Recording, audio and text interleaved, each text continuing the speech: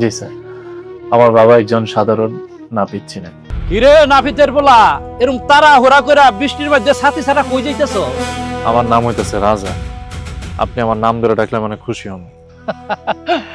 মন্টু বলো, দেখছস? হ্যাঁ, নাপিতের বলাই তো আমার কথায় রাগ করছে রে। তোমার সাথে কিছু কথা আছে আমার। কিন্তু রানী, তোমার এই জায়গায় কেউ দেখলে তো সর্বনাশ হয়ে যাব।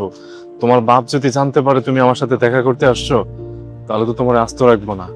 তাছাড়া উনি তো এমনিতেও আমার সহ্য করতে পারে না। তুমি ওই নাপিতের ছেলে রাজার জন্য নাকি অনেক কান্নাকাটি করো?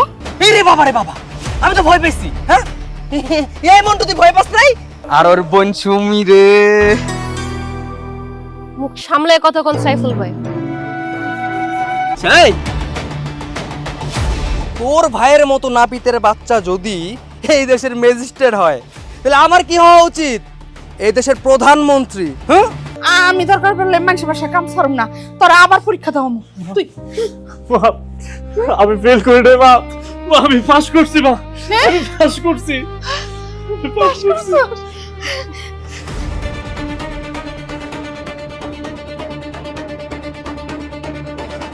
আসলে এটা আপনাদের টাকার জন্য না, এটা হচ্ছে আপনাদের অহংকার। এই অহংকারে আপনাদের কত দূর নিয়ে যাবে সেটা আপনারা নিজেরাও জানেন না। ওসি সাহেব, জি স্যার, এই এদেরকে অ্যারেস্ট করো।